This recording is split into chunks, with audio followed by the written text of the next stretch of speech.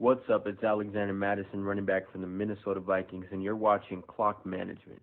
Knocked down. Oh, he caught it! Oh, unbelievable! This is amazing. So you played in the NFL. What's longer, a half or 5/8? Or 5/8 is a little longer there, Joe. Your team is now on the clock. All right, we're ready so whenever. We're recording right now, Yeah. so I'll edit out this beginning portion. Okay, cool. I'm recording too. So, hey, what's going on, everybody? This is Noah from the Cheeky Barbecue Show. I am here with Perry and Justin. Guys, welcome to the show. Welcome me to your show. Like, what's going on? Welcome to Clock Management. Yeah. We are collabing today. It's really exciting. Yeah, I gotta say, very much so. there might be something wrong with my eyes, Noah, because I just can't take them off you, man. So bad. You're looking good, So dude. bad. I mean, So it's been a minute since we've seen each other. Yeah. And I've got to say, I can't take my eyes off that beard. dude, I worked on it really hard. I grew it myself. Yeah. My beard envy right so now is bad. at a 10, guys, between the two of you right now. I'm Yeah. so jealous. Yeah, the military doesn't let you grow one, right, Justin? No, unfortunately, they do not. Ah. They let me, when I was in Afghanistan, they let me. It was amazing. But yeah, Noah, we go way back, right? Yes, we do. It's crazy that we both just decided to start our own podcast separately, and here we are meeting in the middle. Collabing. I like it. Pretty cool. What was that hand motion, Perry? Is right here. Okay, just, Connected yeah. middle. That's how far back we go. just making sure. So just a little bit of background. Noah was my first boss in college. I was an RA, and Noah hired me, and I don't know. The rest is history, I guess. And like I was like formally his boss. I mean, not just quote a boss, like Right. actually Perry's boss, like Yeah. his supervisor. Yeah, you were a boss too. Yeah. The dichotomy I live in. Well, before we get too far into this, Noah, where can we find your podcast? Yeah, so my podcast is called The Cheeky Barbecue Show, and it is I'm not up to speed like you guys with the YouTube and the video, so unfortunately my followers don't get to see this beautiful situation every week, but I'm on all the major platforms, of course. So Apple, obviously the biggest one, Stitcher, Spotify, Google Play. If you just search the Cheeky Barbecue Show, then you'll see my little icon pop up. Nice. And of course, same for you guys. Where can folks find more about Clock Management? You guys can find us on, as Noah said, YouTube. We got our video on there. We got we're on Apple Podcasts, Google Podcasts, Spotify, Stitcher, all the major platforms for audio. And no, we're gonna help you get up on video because people need to see that face. More so the beard. Yeah. More so the beard. Yeah. Well, I You mean, got the game, beard man. You basically got is the face, so it's Wow, taken that's it over. It's dominated. Right on. Yeah. Oh man. What made you start your podcast, Noah?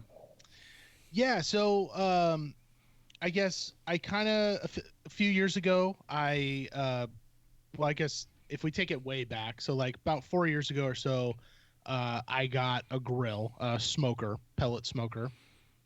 It was a Traeger. That's a really popular brand name, especially here in the Pacific Northwest. And we should say you guys are up in Washington State, so we're definitely keeping it Pacific Northwest here. But got a grill, fell in love with it, fell in love with all things cooking, and decided to start this Instagram account as just kind of a creative outlet to post pictures of food and, connect with other people that were really kind of into the same thing and sharing recipes and what worked and what doesn't work and that kind of thing. And I was really fortunate, especially at the time that I started that account, because Instagram growth is significantly more challenging now than it was a few years ago. Yeah, we're feeling that now. Yeah. And that account just kind of, in my perspective, it kind of blew up and grew and was definitely turned into something way bigger than I ever thought that it would. And from there, it's just kind of been this evolution of, um, really wanting to like own more of my content, like not being reliant on something like Instagram to decide, who sees what I put out there. So Yeah. I started a website, cheekybbq.com, started the podcast, and really for me, like Instagram's great, but like how often are we just like sitting at home on the couch mindlessly scrolling? Maybe you see something that's interesting, you stop for a second, you like it. Yeah. Maybe if it's even more interesting, you read the caption and then you just keep moving on, right? Right. Yeah. Yeah. And I was connecting Read. Exactly. Yeah. And so I was connecting with all these really great people in this community, and I just thought like everyone's got a story to tell, and how great would it be to like pause for a second, slow down, and really kind of deep dive into who these people were kind of more behind these accounts. So that's what a lot of my inspiration for the podcast was. And also just selfishly like having a platform to connect with people more and learn more about them, and that kind of thing. So For sure. Right on. yeah. How about you guys? How did this like?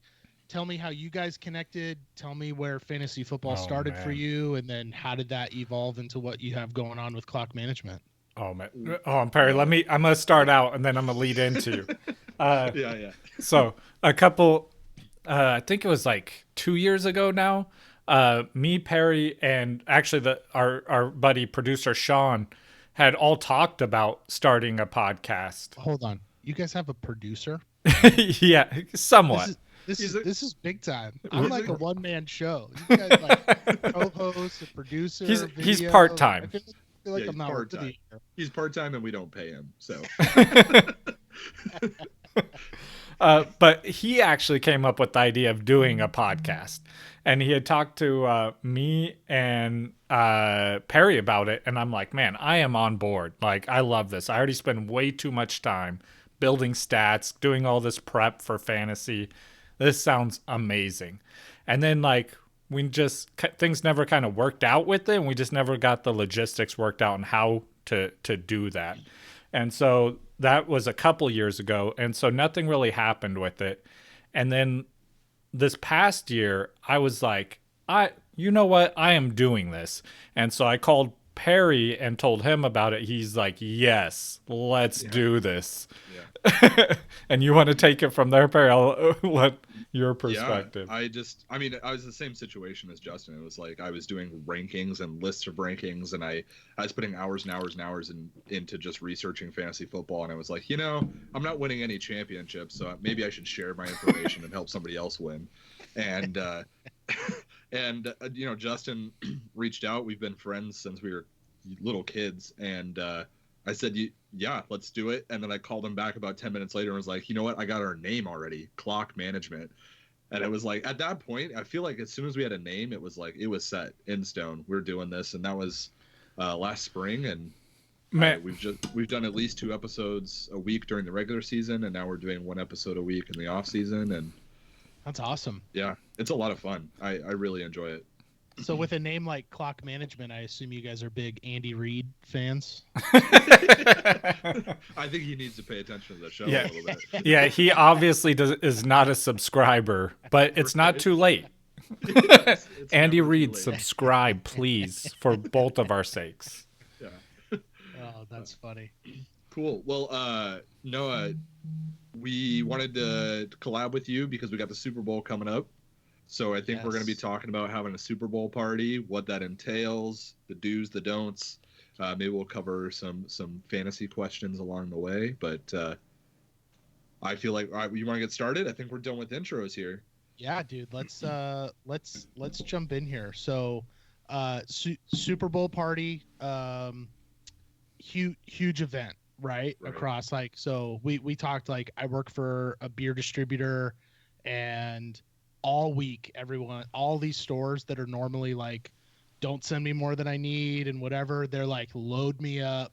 We're cranking out beer this weekend. It's Super Bowl. Like, everyone's ready to get down. And, it helps that well, I should say Washington's a little bit different, obviously, because of Seattle and the Seahawks. Oregon not having an NFL team, you really get this hybrid. You get a lot of Seattle fans, and then you get a lot of 49er fans. And those are definitely the top two teams. And then you have like other weird people that root for like the Cowboys and all these other like irrelevant teams where you're not really sure where they came from. But yeah, it's a lot of 49ers. It's a lot of Seattle. So obviously with San Francisco in it, it's huge. But I'm curious, like, what do you guys do for the Super Bowl? Do you go to the same place every year? Same people host? Does it travel around? Does it depend on who's like what the teams are? Like, what's your guys' plan? But personally, because I've been traveling with my wife going to school and stuff. Who you know her, right? Kinsey Bear. Yeah, Kinsey Bear. It's just wherever we could find it. But what I like to do and what I've done like growing up is like a house party. You know, it's you get together with like 10 to 20 friends. You watch football at the house, good food, good beer, 3 TVs on with the game. So got to be one in the kitchen. There's always got to be a TV in the kitchen. Yeah, because otherwise the chef gets left out, and I'm sure you could appreciate that, Noah. Yeah. Absolutely. Well, and that's funny because there's like certain, I think, rules or guidelines that you can follow to have a really successful Super Bowl party. One of those, like Justin, that's a perfect segue, is if you're hosting, I think that for the most part, your goal is to have everything done before kickoff. The only caveat to that is if you plan to serve like maybe a larger meal that is kind of cooking during the first half that you plan on pulling out during halftime. Like, I don't care about the halftime show. I feel like there's always, and I don't want to like gender norm here or whatever, but it's like dudes in the living room watching the game, and then there's just this weird like tectonic plate shift that happens at halftime where like the wives and the girlfriends come in and watch the halftime show, and then the dudes are in eating, gearing up for the second half. So I think the only caveat to having everything done 30 minutes before kickoff, because if I say 30 minutes before kickoff and that's what I shoot for, I'll probably have it done like halfway through the first quarter. So get it done, then you don't have to stress, you can relax. Yeah. But for me to throw like a super successful party, I think there's also a couple rules where like when I watch Seattle on the weekends on Sunday, I am sitting in my chair, I have my drinks, I have my food, I have the remote, I have like the leash for the dog, like I have my entire world within about a 2.5 foot radius of where I am. Like there is nothing that I need to get up for, with the exception of maybe a TV timeout or whatever. But for the most part, like Super Bowl parties, I think are different. Like, yeah, it's a social event. You guys experience? Yes, absolutely. You're with a bunch of other people. More than likely, unless you're like a Patriots fan, your team is not in the game, so you probably don't care. Yeah. And like it's a totally different viewing experience, right? Right. Everyone's kind of complaining about how their fantasy season went and whatever, and so for me, or if they listen to our show, they're not. Very true, which we might get to this a little bit later, but I should have listened a little more intently this year. But like with that, I think you've got to have that paradigm when you're thinking about a menu or what you're going to put together. So rule number 1, you've got to have food that people can eat standing up. Yeah. And there's some things that kind of go with that, right? Like anything that's going to require a fork and a knife is automatically disqualified. Yeah. Like, yeah, no kidding. No time for that. I don't want to be doing that weird like knees together on the couch with the plate there, and I'm trying to like carve into the like chicken, and like no, I'm not doing that. And you don't have the big enough table, and where the table's at, it's probably not next to a TV. Like it just doesn't work. And people are flipping their plate when they do it. Food's going all over. Exactly. And it's stressful. Nobody likes it. Nobody wants to do it. Don't do it. If it involves a knife, don't do it. So there's that's rule number 1. one. Man, that's like utensil. rule number 1 of my life. Like Tuesday night rules. For Yeah. Justin. One Yeah, We're going utensil. out tonight. If it involves a knife, I'm not in. And if it involves a fork, that's okay. But Yeah. the optimal food is hands. You've got to be able to eat it with your hands.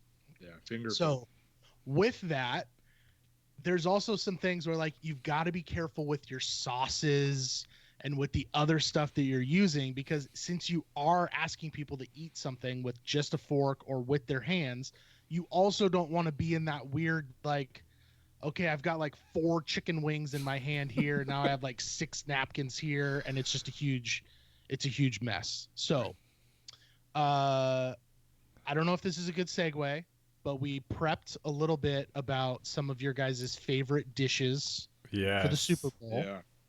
So, maybe I think it was Perry. I think this is a good segue. Let's jump in the 2 dishes that you think are required or that you get most excited about to be at a Super Bowl party. Yeah, wings, which you already mentioned, and maybe we have a way around the messiness of wings, but and then nachos. I really like nachos, whether that's with like a soft cheese or you're just throwing nachos in the oven with some cheddar. That's fine too. But I really like nachos. I really like wings, and they pair well with beer. So Oh man, Absolutely. yeah, I it can't- works out. that is basically my Sunday meals all through football season. So wings are what train are you guys on? Are you on the bone in or are you on the boneless wings? I mean, I prefer bone-in wings and flats, actually, if we're gonna get really technical here. Ooh, okay. Yeah, Man. I really prefer flats, but If I'm not opposed to boneless. if there's football on, I'm going boneless because I need to stay focused on that TV. I don't need to be worrying about swallowing a bone. That that's really good advice.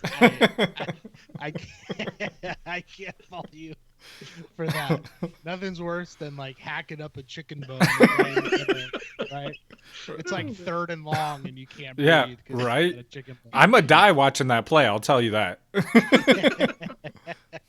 So kind of like with what we were saying as far as like following the guideline, right? Boneless, absolutely. The way that I'm doing them is I'm saucing them up. Boneless are super easy because you've got 1 fork and it's like 1 or 2 bites and you're done, and that makes things super easy. Yeah. But here's the little hack: if you're gonna do bone in, which a lot of people love bone in wings, obviously. The way that I love to cook them is if you have, and we'll talk about a couple different ways because not everybody has like as many barbecues and grills as I have out on the patio and that kind of thing. So if you've got a smoker, any kind of smoker you want, I like to start them really low and slow. So if I'm cooking them in a Traeger or a pellet grill, I'm going to set that grill to like 165 degrees. It's going to give me the most amount of smoke that I can get. And I'm not, chicken is fully cooked at 165 degrees internal. So that's ultimately what you're shooting for. But the tricky part is if you cook wings or something like chicken directly first, what happens is you start to kind of burn or char the outside before the inside gets fully cooked. That puts us in a tricky spot. So I like to start indirect, ideally in the smoker, which is going to be an indirect style of cooking anyway. And I want those in there for an hour. Like I dry them off really well with a paper towel, make sure that they're dry, toss them in a dry rub. You can put a little bit of baking soda in there, which is going to help kind of crisp them up a little bit. Toss that all together, put them in the smoker, let them smoke for at least an hour, absorb a lot of that smoke flavor, and then for like 20 or 25 minutes, I crank that grill up to high, and that's going to help kind of give you that crisp on the outside. If I was going to cook on something, so I have a grill, it's called a Kamado Joe. It's like a big green egg, if you've ever heard of that. Really? That's Yeah. kind of a more popular name brand that's out there. But it's the same thing. It's that ceramic egg-style cooker. You can set up deflector plates, so like half the grill is indirect, half the grill is direct heat. So it's the same exact thing. I would set the grill up that way over charcoal where I'd cook them indirect first, and then I would finish them off on the direct. If you don't have any of that, I would just put them in the oven, bake them in the oven, like 325, 350, all the way through. And then at the very end, crank that broiler up to high, put them in for a minute or two. Keep an eye on them because that, they'll burn pretty quick, but crisp up that outside, pull them out, flip them over, crisp them for a minute or two on the outside there. That's going to give you a really nice wing. So that's like 3 different ways to cook them on 3 different styles. So not having a barbecue or, and if you have a gas grill, you can do the same thing. If you've got like 4 burners, start your grill off where like the burner on the far left you have on and the other 3 you have off. Start those wings on the right-hand side where the burners are off. So you're cooking them indirect. And then to finish them off, turn the left 2 burners onto high, crisp them up that way, rotate them. But the trick to kind of follow along with our first rule that I'm a big fan of for things like the Super Bowl or parties in general, sauce on the side. Yeah. Give me the dipping sauce on the side. Do a dry rub, a naked wing. I don't want them sauced. I want a nice dipping sauce, maybe a nice little honey barbecue, maybe a nice, of course, Frank's Red Hot sauce with some butter mixed in there. Yeah. Like, give me all those things on the side. I'm so hungry. Then people can elect on their plates to put some of that dipping sauce on their plate. You've got one hand with that drum, or if you're Perry with that flat, dip it in that sauce, take your bite, and boom. And you can double dip because it's your own plate, so no one cares. Right on. So that's my hack. Like if I'm like on Sunday, like Justin, like you're watching the game on Sunday, like you said, every Sunday, so like cook your wings, sauce them, do whatever, right? Because it doesn't matter. My whole world's within 2.5 feet. Exactly. Yeah. But smoked wings. I never would think to smoke wings, and that's a conversation starter right there. Is like, I smoke. That's how I got my girlfriend. Really. Smoking wings. Man, I wouldn't even be having a conversation because I'd just be eating constantly. Just don't talk to me. You're disturbing my eating. The other thing you can do, I love smoking them because it's just going to put more flavor. It's going to layer flavors on top of each other. Yeah. You get a certain flavor of the dry rub that you're using. If you don't want to use a dry rub, that's fine. Just use salt and pepper. Keep it really simple. But throw a nice dry rub on there. That smoke flavor obviously is just going to add another layer of flavor. The other thing that's really popular, like small kitchen appliances are the bane of my existence. So I try not to own them. But over the last year or so, like air fryers have become super popular. So if that's something you have, like throw them in the smoker for an hour and then crisp them up in the air fryer, or put them in the oven, and you can do it that way too. Or if you really want, like take a Dutch oven or a cast iron skillet, fill it up with a little bit of like vegetable oil, heat that oil up to like 350, smoke them for an hour, and then put them in that skillet. And again, it's only going to take like a minute or two on the outside because at that point, the chicken's pretty much cooked. You're just getting that nice crispy crunch on the outside. Right. And you can, do them in oil, put them on some paper towels, let that oil drain. Like there's a lot of ways you can do wings. Please, please, please. Don't go to Buffalo Wild Wings. Don't go to Wingstop. Like, we've got like Fire on the Mountain down here. Like wherever your wing stop, like or wherever your wing place is, like, don't do it. Make them at home. It's so much better. You can buy it's like a 5-pound bag of bone-in wings at Costco or something like that. Yeah. Like, there's just so much better. And then you get all the, pick what sauces you want. Maybe a nice little teriyaki sauce. Maybe a little hoisin sauce with some soy sauce or something mixed in there. Like you go for more of an Asian theme. Like there's so many different things you can do. Yeah. Yeah. Like people will do the make your own pizza night. You could have like a dress your own wing night. That'd be kind of cool. Absolutely. Yeah. Some sesame seeds there. Suit and tie. Yeah. Suit and tie. Justin doesn't cook. Justin eats. Justin doesn't cook. I love it. And then obviously nachos. My one hack with nachos, like it's always tricky to like make a full nacho and keep it preserved, right? For a quarter of football. especially with a game like the Super Bowl where you're going to have like longer commercials and, that kind of thing. I like it's so funny that you just said this about the wings. I love like a build your own nacho bar. Yeah. And just you get a crock pot, or you can find like the smaller crock pots where you have that cheese almost like a queso just sitting in there, and it can double dip. If someone just wants to use it as queso, they can use it as queso. You got chips, you got cheese, you're all good. But like throw out, whatever you want, your ground beef, or maybe you chop up some like grilled chicken or something like that, some pico, some jalapenos, maybe some guac, which again is going to double as just a dip, or you can put it on like kind of make your own nacho. But you've got all that going. That cheese is going to stay nice and hot throughout the entire process. So, my idea is like most people are probably going to be done eating in like the third quarter of the game. Right. So if I can keep something preserved for like an hour and a half, that's kind of what I'm shooting for. Yeah. So if I'm gonna do nachos, that's the style. I'm probably grabbing Juanita's chips because those are the best tortilla chips. They're so good, right? They're so good. And that's how I would recommend doing that, as opposed to trying to do like a shredded cheese or do the cheese, put them in the oven. Like if the three of us are sitting down on a Sunday, like I'm gonna do that a little bit differently. But if I'm having 15 or 20 people over or whatever, kind of keeping it hot, doing that build your own thing, I think that's the way to go. My brother will do the crock pot with Velveeta cheese, and then he puts a can of chili in with it, and that's pretty good. That's pretty money. No, I love the idea of the build your own nachos. I think that's like some next level intelligence there. Like I have not had that at a Super Bowl party I went to. So I hope your brother's listening to this, Perry. I'll tell him to.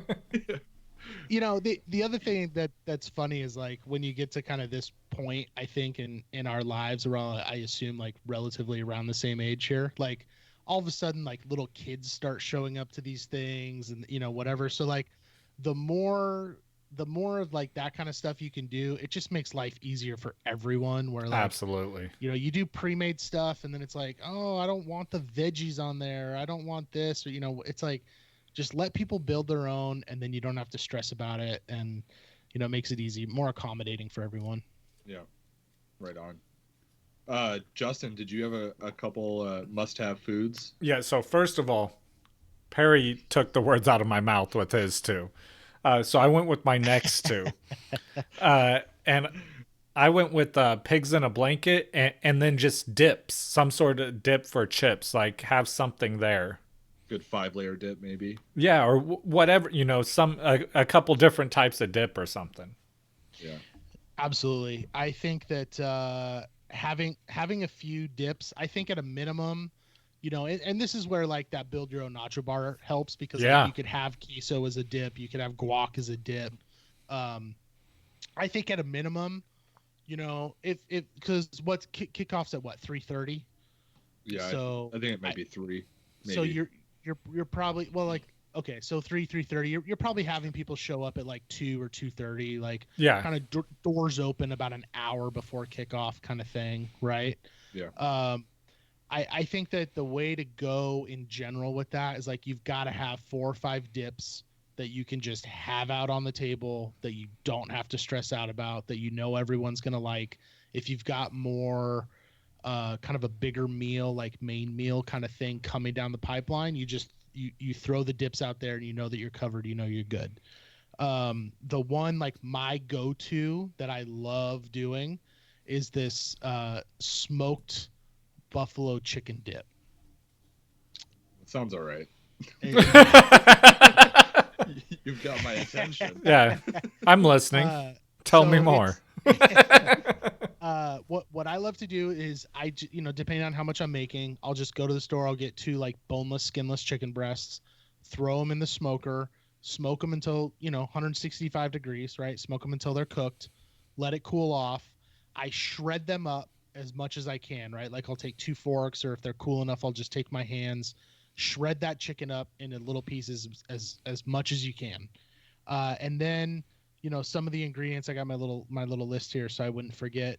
I throw in a package of cream cheese, Sometimes I'll add some sour cream into that, a little bit of mayonnaise. Obviously, you're going to put some salt and some pepper in there with the chicken. And then I do shredded cheddar cheese and shredded mozzarella, or sometimes I'll do shredded pepper jack cheese. Yeah. Some people like to add a dry ranch seasoning. You can get like a little packet of the dry ranch seasoning. You can add that in there. Mix all that up, and then I just take a bottle of like Frank's Red hot sauce, buffalo hot sauce, douse that in there too, stir it all up, put it back in a dish, in like a Pyrex, 13x9 or whatever size baking, clear baking dish you have.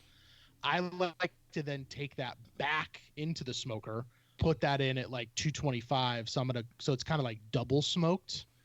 Cook that in there to the point where, everything's like melty and bubbly and whatever. Then for the last, probably 10 or 15 minutes, I'll crank the grill up to high. I'll sprinkle blue cheese crumbles on the top. This just keeps getting better. Put it back in on high. Let some of that blue cheese incorporate and melt. Slap a lid on that guy. Take it to wherever I'm going. Or oftentimes, what I'll do is I'll save that last process. Like, it's a really great dip to take somewhere because you can do make it the day before. Like, don't stress out on Sunday morning, and especially if you're hosting. I'm a huge fan of like making as much as you can the day before, so that Sunday you're just putting stuff out. So like that buffalo dip, that's definitely something. All that's going to happen doing it the day before is all those flavors are just going to become incorporated. It's going to be even better. They're going to meld together, sitting in the fridge overnight. Just like chili, man. Chili is so much better the second day. Oh. Absolutely. Yeah. So I'm a huge fan of that. Do that if you're, like I said, if you're going somewhere, do everything except the last like 20 minutes, to where when you get to that person's house, be like, look, I know you're hosting. I'm sorry. Give them a heads up. As someone that like hosts people, I always appreciate a heads up if you need to use my oven, because I've got other shit. Oh, sorry, can I swear on this? You're good. Sorry. Yeah. Well, Okay. Yeah. We'll edit it out. Yeah. You'll have to bleep that out. My bad. We use a quack. Okay. Well, quackity quack. Don't worry, I do it all the time. I've never done it. Oh, Yeah. Yeah, I'm the king of the quacks on this show. But with the dip, do everything except for the last little bit. Then when you get to the person's house, sprinkle the blue cheese on there. Just toss it in the oven at 350 for 10 or 15 minutes. You can put it under the broiler for a little bit too if you want. It'll be you get that bubbling. It'll be nice and gooey. Dude, I promise, if you make that or if you take it to someone's house, that dip is gone. Every time I take it somewhere, it's the one thing I make where people are like, hey, I need this recipe. I can tell you, out of like every recipe you have talked about would be gone. Dude, I'm lactose intolerant, but that dip, I'm making some choices with that So dip. pop a pill. Do whatever you need to do. Because you're Get ready. down. Get ready, because you know what's happening. Oh yeah, body better just learn to accept it, because I'm eating that dip. You're sleeping in the guest room the next night, whatever. Yeah. But it's worth it. It's worth it. Man, I was like drooling, and then you mentioned the blue cheese on top, and I Took it over the top. Look, I talk a lot about grills. Like, obviously that's what I do. Like, that's what I love. But I don't want people to feel like you have to have a grill to do it. So all the same stuff you do, just do it in the recipe. Cook the chicken in your oven, shred everything, put it in the baking dish, bake it in the oven. To me, it's like you're going to miss that one layer of like extra flavor. It's still going to be a really good dip. So you'll still love it if you don't have access to a grill or whatever. But yeah, that's my suggestion on how to handle that one. Yeah, and that's for amazing. everybody that's listening or watching this, we can get these recipes, I'm assuming, and put them in the description of our video, and I'm sure you can put that in your podcast somehow, right? So absolutely. And Instagram's kind of my biggest like social I don't know, social network, media, I guess. yeah. Social media presence where I'm at. Yeah. So I'm at cheeky_BBQ. If you have a question or you want the recipe, shoot me a message. I try to respond to all the DMs I get, so I'll definitely hit you back. And I think take. I think you might get a few guys sliding into your DMs for some of these. Oh man, I actually might be right after this. So, Like you haven't already, Justin. I mean, you're gonna air my laundry out there. Like. You had me at King of the Quacks. Oh man, what about these pigs in a blanket? So hold on. So just real quick here. Oh, Oh wow, that was really good. That could go Yeah. on a soundboard right there. right, it will. Here, sorry. That was pre-motivated. We talked about doing that before in the pre-show. So That's a good sound. Yeah, I actually yeah. ended up opening another beer after the one I pre-opened. now I feel like I have to go get another one. But that's all right. I'll wait till after the show. I'm only drinking one. Well, that's because what you're drinking is like 10%. Yeah. ABV, so Mine are adding up 10.2. to yours. 10.2. I don't know. Does this one? Yeah, I'm like looking at It's like mine now. This is not great radio right now. But Right? Yeah. This is 5%. So. There you go. I have no idea what this is. Yeah, pigs in a 5. blanket. One of the things I'd recommend with doing that, like, I think usually you think of like the smaller guys. Mm-hmm. What I love to do with this is going to the store and getting that Pillsbury, like that croissant dough in the little can where you push it and it scares the quack out of me every time. See, I caught myself there. No, so that's it's all- good. That Appreciate was better that. than Justin already. Yeah. Shoot, I'm losing my spot. I love to get that, and then I love to go and get just like regular size, like 100% beef hot dogs, right? Splurge. It's like, guys, it's like $3 more to get like the nicer hot dogs or whatever. Like, just get the nicer hot dogs. It's the Super Bowl. You know what I mean? Like, It it's makes a difference. Not the $3, right? So, I'll get it. And usually those croissant little packages come in like packages of there's like 8 in them, so it's perfect. You got 8 dogs, you got 8. So maybe do a couple packages or whatever. I like to do the whole hot dog, right? You wrap it in that. And then again, if it's me, I'm cooking those in the smoker. Like I'm putting the trigger, whatever I'm cooking at, or on the Kamado, I'm getting it preheated to like 325, 350. I'm putting them in there, and that's how I'm going to do those. The other thing, obviously, even the croissant. Even the croissant. Yep. Oh, So I've got the hot dog. I open up the croissant. I lay it flat, and then I'm wrapping that croissant dough around the hot dog. Right. Maybe a little bit of egg wash on top of that croissant just to get kind of a nice outer crust on that. But it's pigs in a blanket. You don't have to get too fancy with it if you don't want to. And then again, at that point, it's like put out your little dipping sauces, and that's a great more like that to me, as opposed to just like eating a regular hot dog with, if I'm thinking this, I'm going to eat this with one hand. That's a much more convenient way to eat that food. So I love the idea of doing the pigs in the blanket for sure. Yeah. It's one, like, I like it because it's like you were saying at the beginning, it's something where it's like easy to grab you with your hand and eat it. Just convenient. You don't even need a plate or anything. 100%. Yep. And I can picture holding one of those and like my team scores and I cheer and the pig in the blanket goes up in the air. Yep. So like lights are out. There's just a silhouette of you behind, like in front of the TV with the pig in the blanket in your hand. As the Broncos win their 4th Super Bowl next year. Yeah. I could also imagine though, as a 49er fan, if the Chiefs score a touchdown, me just throwing that at your brother's TV. I'm totally okay with that too.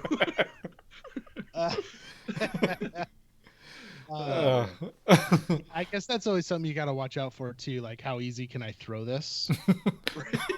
Yeah, with kids or me at your party. What was that? God, I had this like perfect comeback and I can't remember. I was gonna say like instead of standing up, Perry, you'd be doing like the Tim Tebow kneel. No. What was that called? The T-bowing. T-bow. It was just called Tebowing. Tebow. T-bowing. Yeah. God, Yeah, I thought I had they turned it into a verb. T-bowing. Right. Yeah. We actually in our league, Noah, our last place trophy is called the Tebow, and it has a Tebow action figure on top of it. Hmm. Yeah, we're All- not all- Tebow fans. All he does is win. So Win what? I'm- What's he won lately?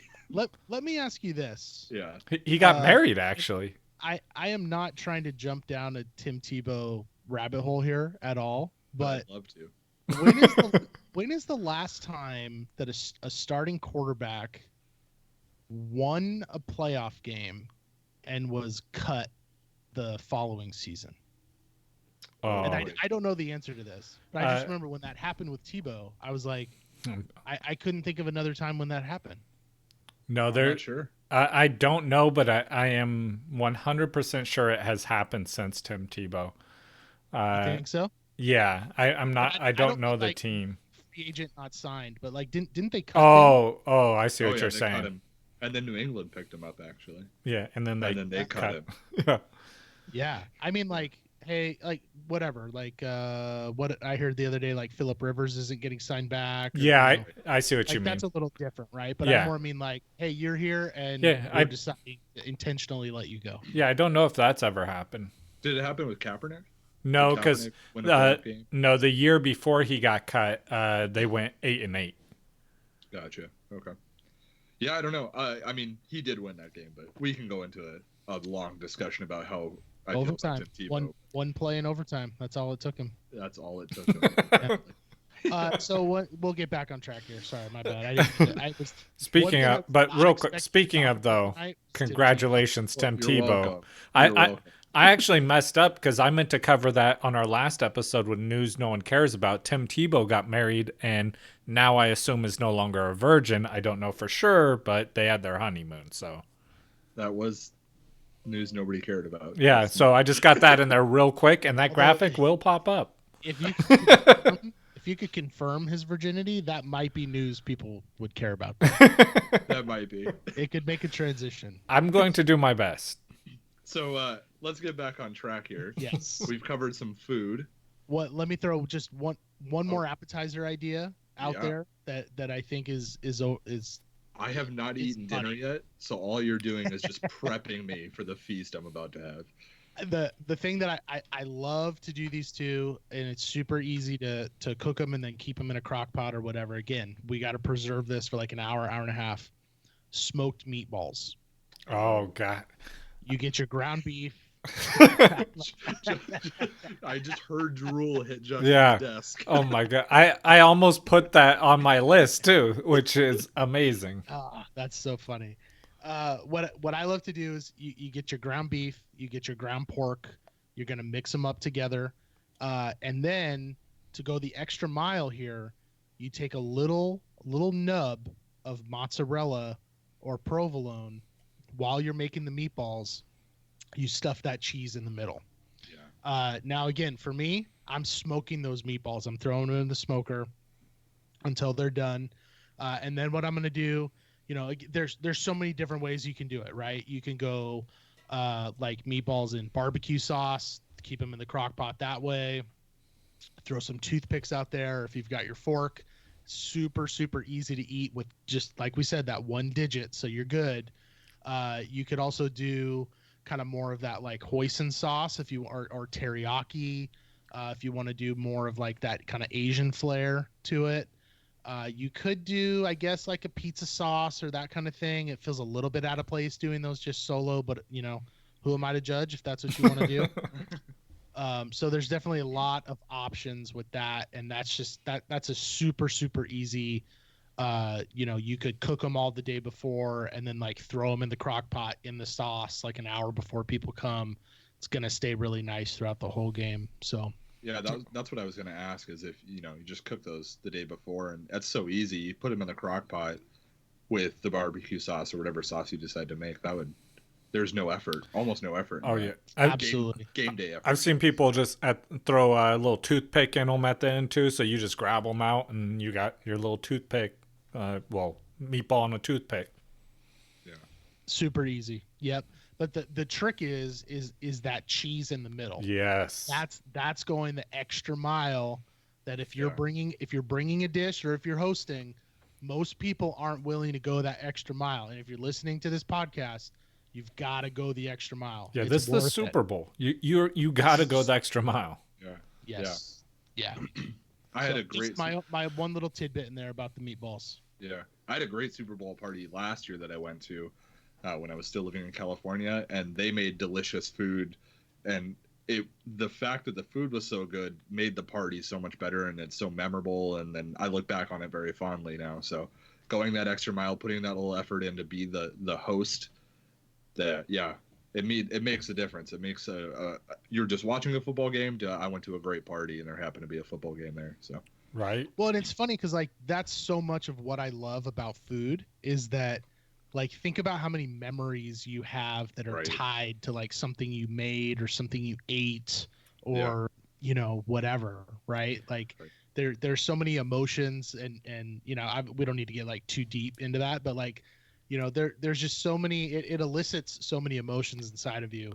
And where you can reflect on this party, but the food stands out for sure. And also bad food does too. Yeah, absolutely. the total inverse of that. Yeah. You don't want to be the person who someone like starts eating your food and they're like, yeah, I'm gonna go. I got something that just came up, and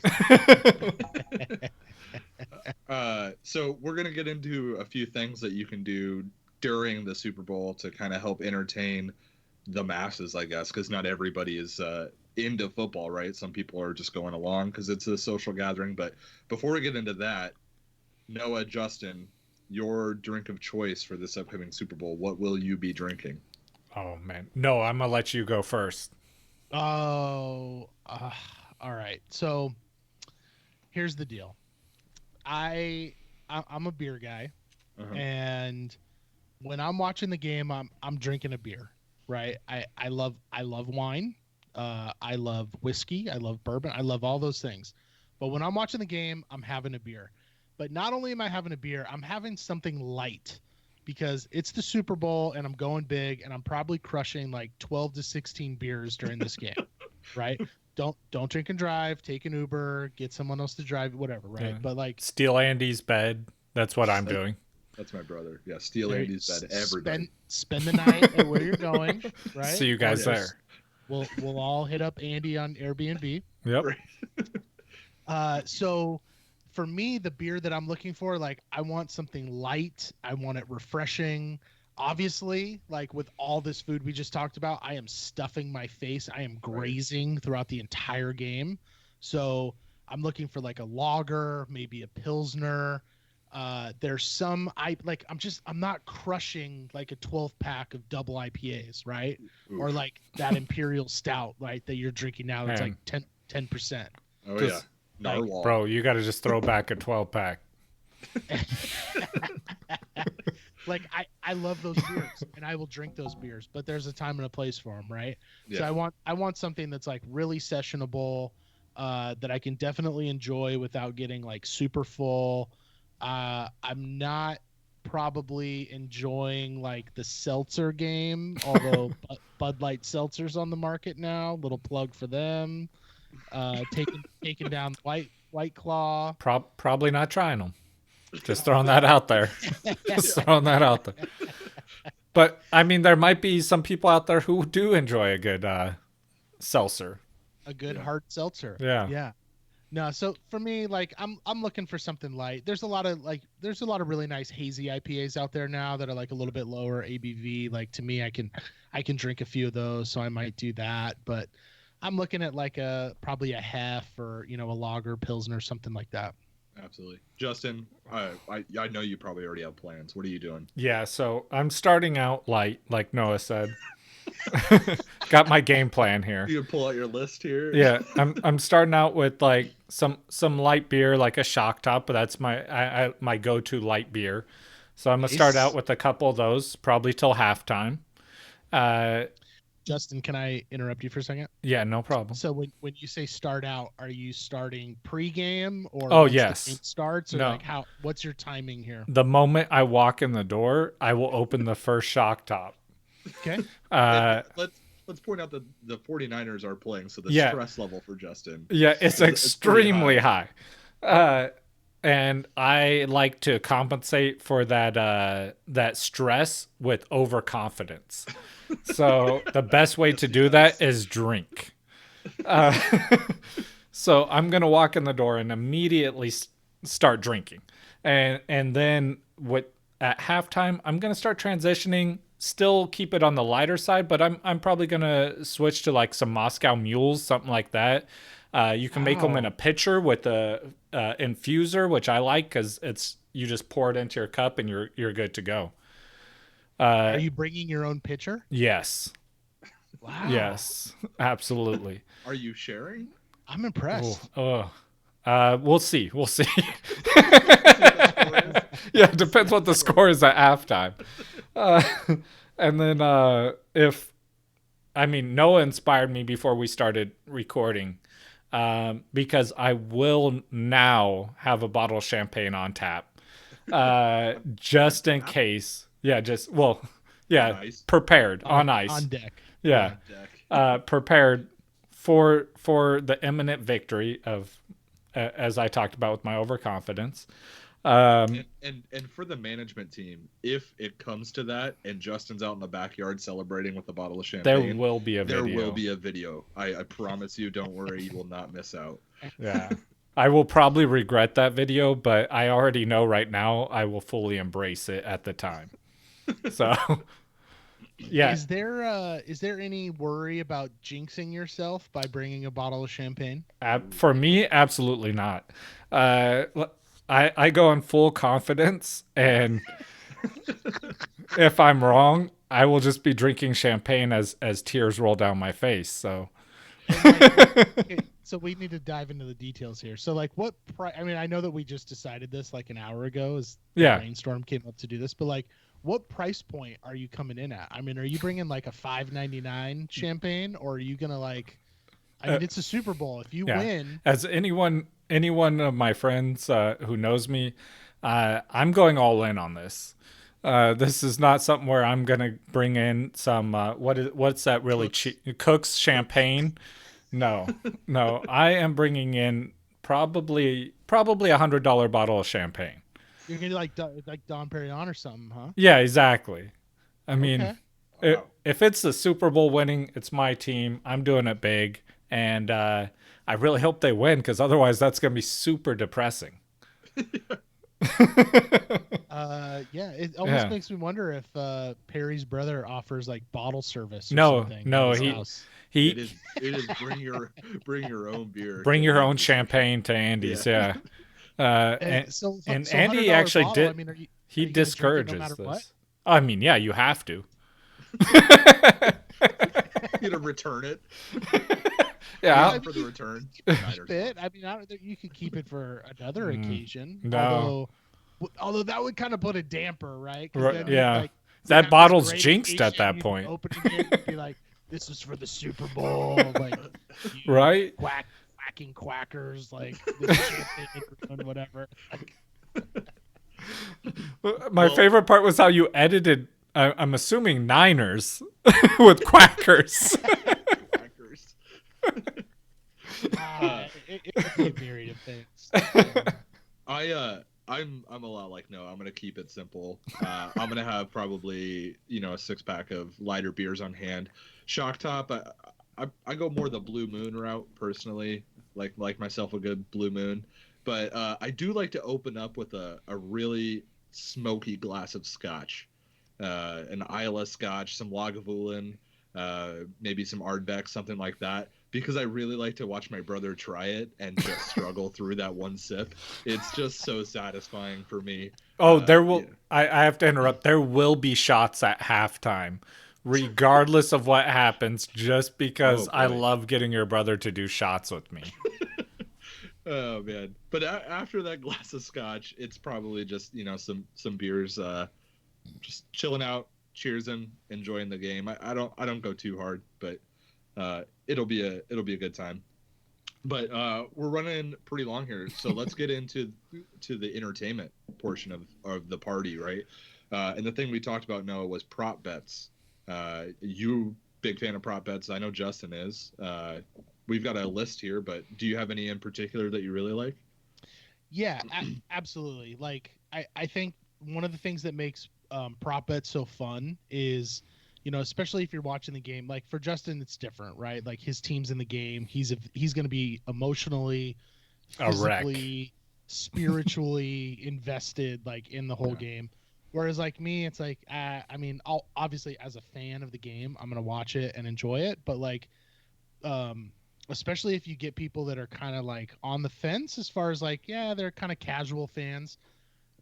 Printing out like a prop bet list of like just like 5 to 10 prop bets, maybe have your friends throw in like $5 or $10 to do whatever, and then tally them up at the end. It's just a really easy and fun way to provide some like rooting interest into a game that maybe you don't have an interest in otherwise. So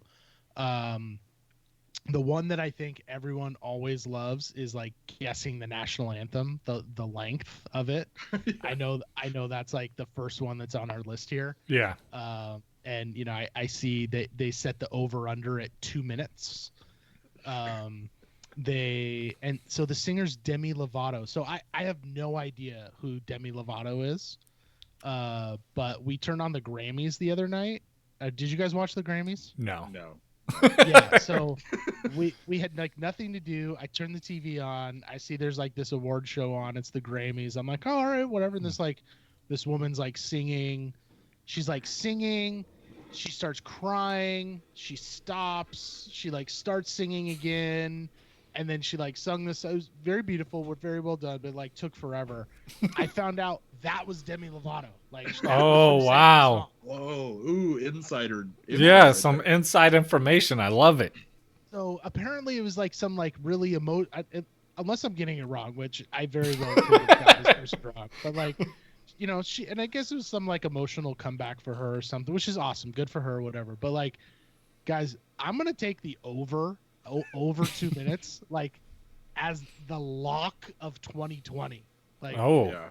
I mean, especially like if she was getting emotional, like now she's going to be in front. I mean, how many fans are going to be in there? 60, 70, 80,000 fans? Yeah, something like that. I would. I mean, I'm going to go out on a limb here and say there's at least 2 times as many people watching the Super Bowl as the Grammys. I'm going to go on a limb and say probably there's 5 times as many people. Yes. Yeah. I mean, 2 minutes, like she's going to be, especially coming off like that performance. I think this is going to be an emotional thing for her. I hope that she's not going to stop and then have to start again. Yeah. Although that would be great if you for took your the bet. over. Yeah. But for me, like that's a fun prop bet to put in there. It's a fun way to just like kick off, because obviously there's all the pregame stuff and everything. And the only caveat to this one that I've run into is if you have friends that run late to your party. You've just got to be able to be prepared to like pause the DVR and be willing to do that, which is hard. Or just make sure your friends are there early so that you don't miss that. But it's a really fun way to kick off the game. Yeah, I mean, if the 49ers are playing in the Super Bowl, we're not pausing that DVR. I'm just throwing that out there. For me, I'm going to go over mine first. Okay, go for it. Because I know what you're going to talk about. Yeah. I really like who's going to be named the Super Bowl MVP, because that's a really hard one to predict. And as difficult as it is, I absolutely nailed it last year. I have witnesses. I yelled across the room as Julian Edelman was warming up that he would win the Super Bowl MVP, and I nailed it. I didn't get anything for it, but I got this story. So I think it's pretty exciting. Priceless. Yeah.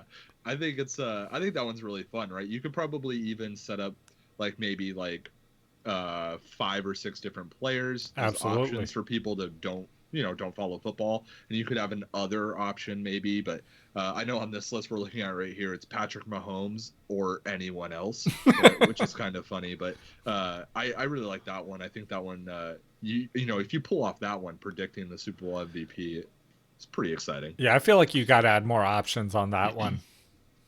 Oh yeah. So okay, let me ask you guys this: as far as your thoughts on who could be the MVP, where does Jimmy Garoppolo fall on that list? Like how far down? Very low for me.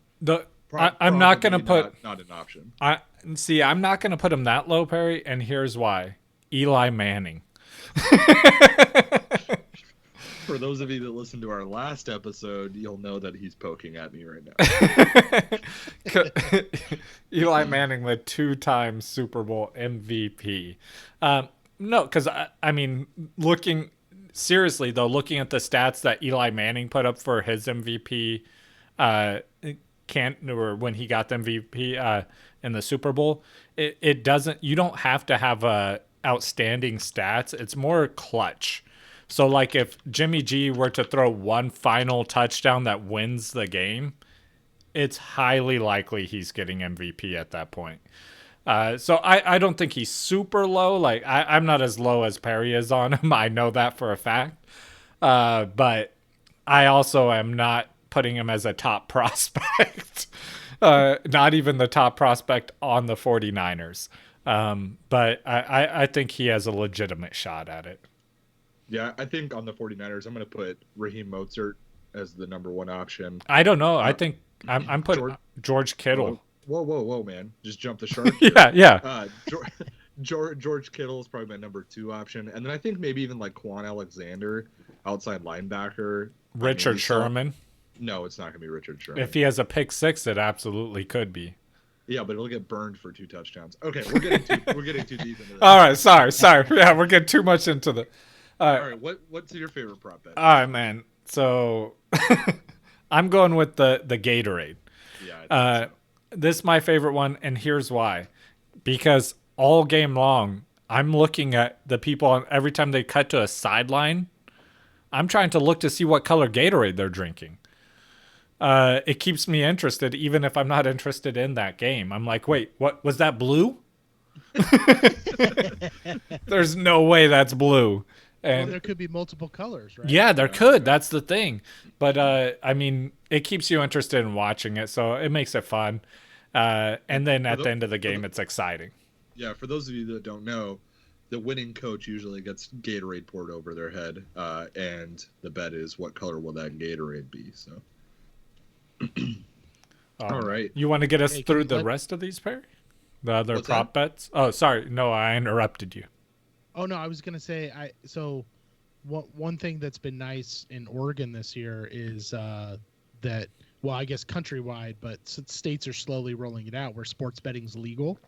So the Oregon Lottery has this app where I can log in and legally gamble on sports, which has been not great for my bank account, but has been very entertaining. So there's certain prop bets that are on there, not as fun as like the ones that we had, but I thought this one was really interesting. Patrick Mahomes passing touchdowns, over under 2.5. Oh man, that's perfect. Because I was gonna say if it's at 3, I'm out. Yeah. So you think he throws 3? I'm going 3. I'm going 3. Yeah, I'm gonna go over 2.5. So you'd go over. Yeah. The over's the favorite. It's a slight favorite though. It's pretty close. Yeah. Yeah. I mean, we can get deep into the matchups, but it's yeah. I'm not going to go super deep into that. Yeah. Analyzing I these. When you brought it up the other day, Noah, and I actually checked.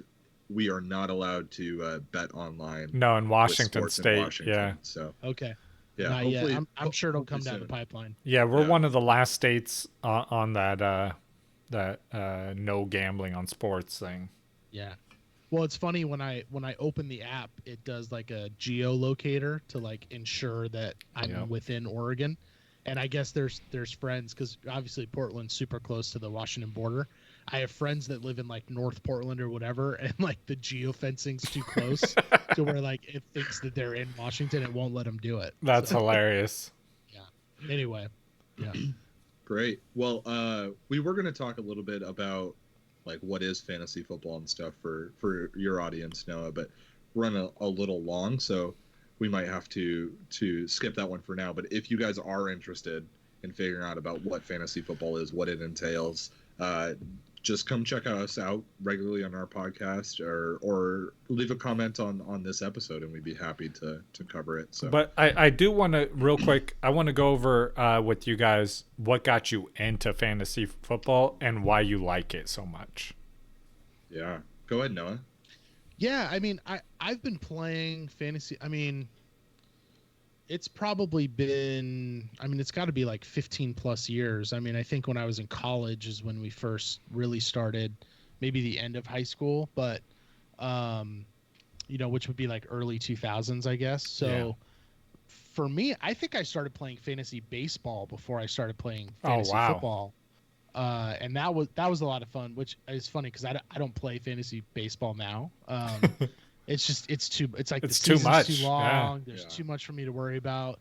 And then obviously like where the last like 10, 20 years of the NFL in general has come, like just the growth in that sport. But what I love about it, and obviously it's changed a little bit, but in general, it's like you set your lineup for the week once and you're done. And, now there's Thursday and Sunday and Monday and whatever. So it's a little different, especially if you obsess over it and you're constantly tinkering, right? Yeah. So, but one of the things I love, I'm in a league. The longest tenured league I'm in is, I think this past year was 10 years. And it's with a bunch of my cousins, and my brother is in it. And I come from a pretty big family. Like my mom comes from a family of 13. I've got like 40 first cousins, and it's insane. But like during football season, I am constantly talking with them all the time, like weekly, some of them daily, talking about like they can't believe this, freaking trade that came from this guy, and like, oh, this guy's stoned out of his mind that, he would have sent this and whatever. So for me, it's like, obviously I love all the analytics of it. I love having something more to root for on Sunday, kind of a lot of what we talked about with like the prop bets and stuff. Like it makes a lot of games that otherwise would be, uninteresting, give you a rooting interest in it. Yeah. I think in some respects it's also kind of ruined the sport in that regard, but a little bit. I think that for me it's just like the connection with my family and the other people, and that's what it's all about for me. It's funny, I don't know if you remember this, Noah, but the first year I played fantasy football was the year I was working for you, and I remember doing my draft and kind of I had my team and I was all excited about it, and I came into your office. Was this, sorry, I don't mean to interrupt you. Was this the year that you guys went to like Patty's Egg Nest or whatever it was called? Oh no, that was the next year. That was the following year. Yeah. You had to eat like 16 egg omelets or something like that. Yeah, 12 egg omelets and a pound of hash browns. It was a full pound of hash browns. It came in on a pizza pan. Me and Perry actually tied for second to last on that. Yeah, I ate so much my back hurt, so that's not Love it. But anyways, I came into your office. I was like, "Here's my team, Noah. Check it out. What do you think?" And you were giving me my first fantasy advice. That's where I got my first fantasy advice. So, but anyways, that was almost 10 years ago now, pretty close. We just have a really close knit group of friends, and I think this story probably will overlap with Justin's, but it was just a really good way as we were all getting older and moving on to our own things to stay connected in some way, and not just like, hey, here's a group chat that we're all a part of. It was like, here's something that we're all participating in. It's funny. There's trash talk. There's trades going on, and it was just like it was like we were all hanging out still, even though we all weren't necessarily in the same room all the time. So that's what really like kept me in it.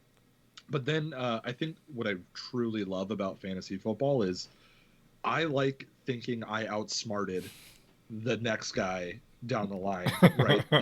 with when it comes to the draft, and then when it comes to waiver wire pickups and that sort of thing.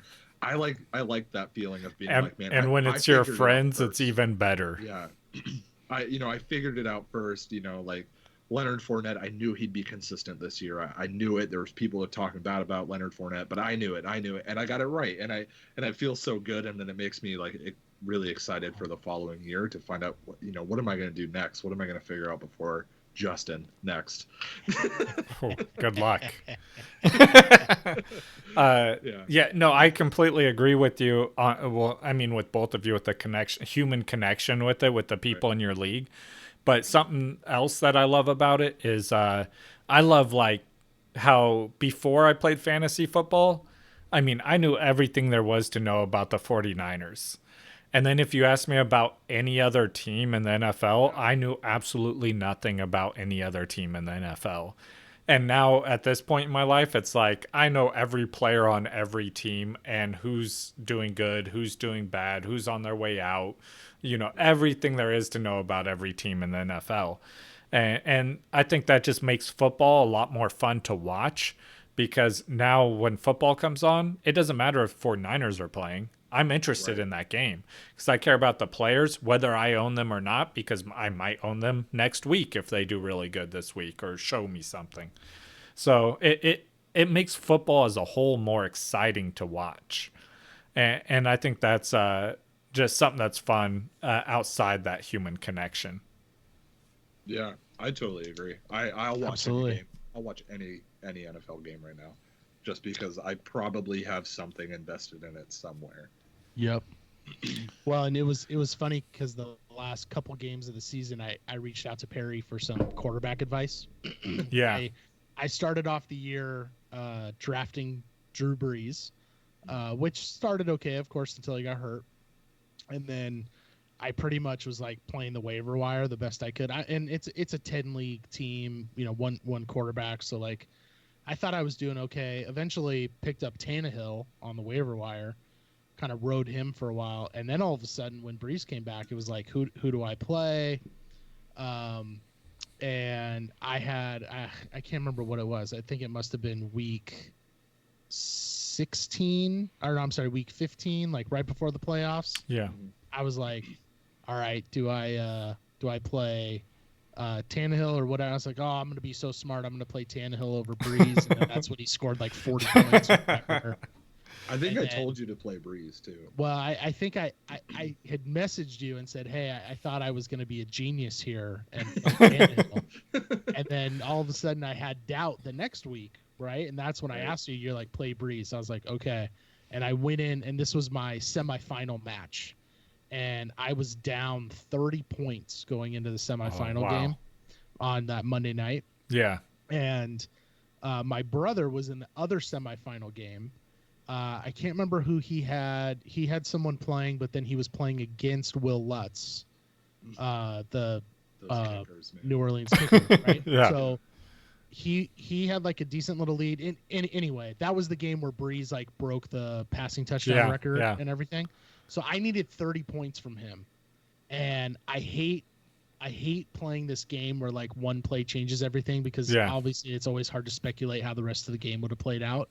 But right before the half, he threw the touchdown. Oh, yes. Everyone goes bonkers. Everyone's celebrating. And in typical New Orleans fashion, penalty. Offensive pass interference in the end zone. And it gets called back. And that was on third down or whatever. So now it's fourth down. Yeah. So that touchdown gets called back. Those passing yards get called back. Lutz sets up and kicks a field goal. Oh, God. Right? Then the rest of the game. And then New Orleans started this, and I can't remember who they were playing, but they were blowing out that team, right? Yeah, so New Orleans started the second half with the ball, goes down, scores, then he gets the touchdown. Everyone freaks out. He cries. He hugs his kids, does this whole thing, right? So I end up losing by 0.7. Oh, so if that field goal never happened. Yeah. And then my brother ends up losing by like 1.5 points. So if I would have gotten the touchdown, if that offensive pass interference wouldn't have happened and the rest of the game would have played out the exact same way that it would, I would have won handedly, because then they were so blown out. They basically pulled Breeze for like the whole fourth quarter. I needed like 1.5 points for like a quarter and a half. I can tell you this is the hardest part about giving people advice on fantasy, because something like that happens and now I'm the worst person in the world because I told you to start Drew Brees. And then my brother ends up losing by 1.5 because Lutz gets the 3 points for that field goal. Yep. And so that one play swung both of our semifinal games in our league. Wow. So anyway, I'll leave you with that for whatever that. I'm still fired up about it. Before we close out, I got Noah. I know we talked about this. I'm not gonna. I can't leave without doing this. So we talked about your keepers. You're in a keeper league which means you get to keep one player going into the next season or more, depending on how your league is. Yes. We got to answer this question for you, so we wouldn't be doing you justice if we didn't. I appreciate that. I was gonna bring it up, but I felt bad because I know we're running long. But I appreciate it. So like I said, 10 teams, non PPR. I get one keeper, or I can elect to not take a keeper, which basically gives me an extra draft pick. Yeah. Right. But depending on what everybody else does, I have no idea what order that would be in. Yeah. So tell me why or why not I should keep Derrick Henry next year. Oh, what? Easy. Okay, so I'm assuming you lose the draft pick at where you drafted him. No, it actually takes the place of your first round pick. Oh, no matter what. Yes. Your What? keeper is your first round pick. Ooh. If you elect not to take a keeper, then you essentially jump everyone and get that Gotcha. first round pick. I got one question that's crucial. First is what position would you be in if everybody gave up, or if everybody just got to choose a player? See, that's what I'm not sure about, because you have an hour before the draft to select your keeper. Mm-hmm. So I won't know up until the draft, and then we don't do anything fun. We just let the computer do the. Oh, it's auto, draft just random. Oh my god! Select. So it's basically a gamble, and I won't know if it pays off or not until an hour before the draft starts. That's brutal. I mean, I could tell you right now. I took him late, right? Yeah. Like, I think I took him like third round. So I mean, I'm gonna advise that you guys make a rule change that you keep your keeper where you drafted them. So let's say you drafted him in the second round, you lose a second round pick if you keep Derrick Henry. But then if you keep him again, you lose his ADP for that next season. So absolutely. But then he would be like my first round pick the following year. Yeah. Right. Okay. But personally, I'm keeping Derrick Henry. I'm keeping Derrick Henry because you know what you're getting out of Derrick Henry. Imagine. And I'm assuming the people ahead of him that I know me and Perry probably have very similarly ranked are also keeping those players. Yeah. I think, like, if you look at like Alvin Kamara this year, right? If you say the person that picked Alvin Kamara this year might not want to keep him because he didn't have a great season, and that might be the top option that would be available for you if you were to drop Derrick Henry. Man, if you get the same kind of production out of Alvin Kamara this next year what he gave you this year, you're going to be kicking yourself because you wanted Derrick Henry. And to caveat onto that, Perry, like I have them both ranked like very similarly. So like you're risking a lot if you're giving up a pick, like hoping that you could get Alvin Kamara for a very little payout if he does hit. So where I have them ranked, I might have Alvin Kamara ranked just ahead of Derrick Henry, but I'm not risking that, like, because I don't know that Alvin Kamara will even be there. So I'm taking Derrick Henry, which is the sure thing to keep on your team. Yeah. That quarterback situation doesn't make you nervous at all? No, not at all. Absolutely not. Yeah, Ryan Tannehill found a home there. Yeah, they're keeping both of them there, in my opinion. And even if they don't, there's a plethora of very talented quarterbacks on the market this year who could come in and maybe not put up outstanding numbers, but put up decent enough numbers to keep their offense moving. Yeah. And I think if we look at San Francisco, right, it's clear that the quarterback doesn't need to perform at an extremely high level for the run game to work. And that's not a jab at Jimmy Garoppolo of the 49ers, right? I see how it is, Perry. It's a little bit of a jab. I completely agree, though. I'm a Broncos fan, and we won our last Super Bowl with Peyton Manning, who led the league in interceptions, right? It's not all about the quarterback. And it's clear that the Titans are building their team around defense. running the game, and clock management. There you go.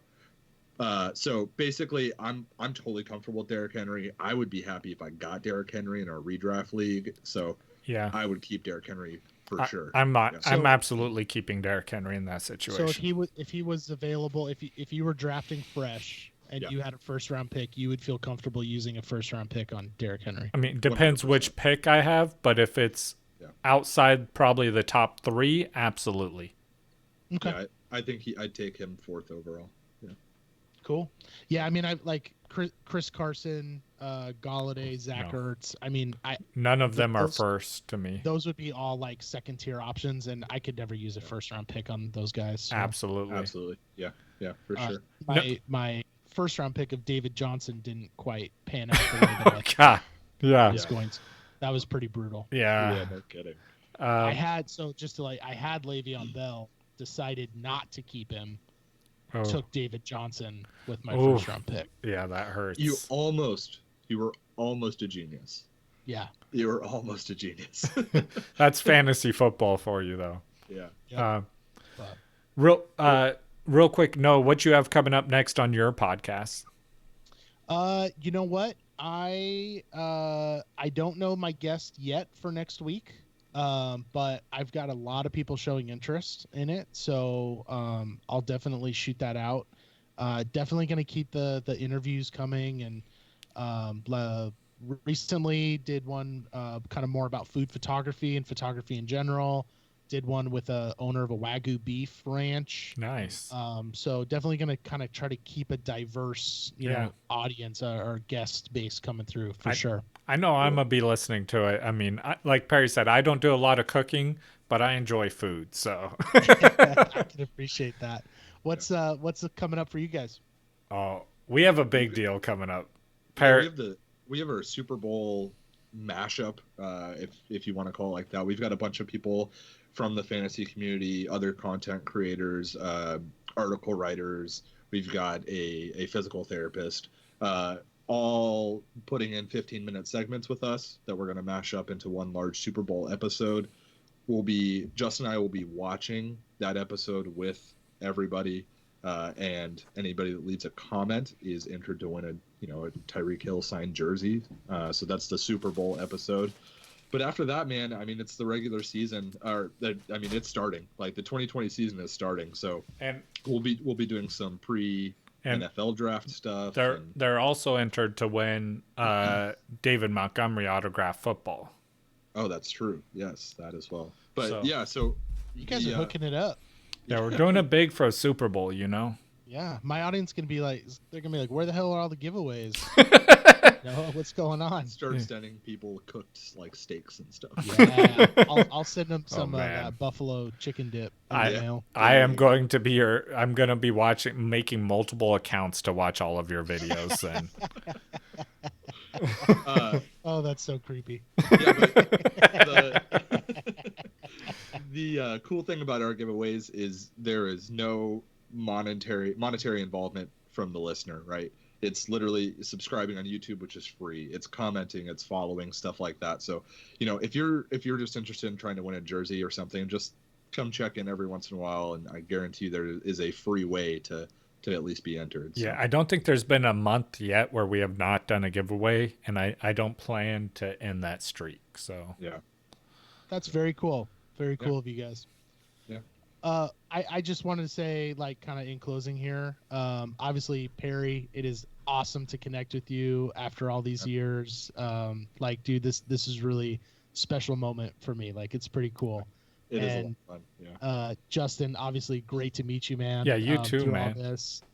I really appreciate you guys letting me come on, asking, and collabing on this. And I wish you guys nothing but the best. And anyone that's used to listening to my show or whatever, if you're remotely interested in fantasy football, like, please check out Clock Management. I'll make sure all your social media, you guys want to do a little plug really quick again? Yeah, just you guys can find us on Twitter at Management Clock, and then you can find us on every other social media, Facebook, Instagram, everywhere else as Clock Management. And if you guys subscribe on YouTube, we'd greatly appreciate it. We're trying to grow our presence on there a little bit more. Yeah. Awesome. Yeah. I don't ask people for a lot, but like, please check these guys out. Want to support them as much as I can. So thank you too so much for letting me come on. Yeah. Awesome. And thanks for having us on your show. Yeah, for sure. And to the management team, hey, football and food go hand in hand. So there's no reason why you shouldn't go check out Noah's podcast. I mean, everybody likes food. And when you're sitting there and your world is 2 feet around you, you might as well have good food in that 2 feet circle. So. Yeah, I've already had a lot of interest on Twitter about you, man. So I'm going to make sure to forward stuff to you. So cool.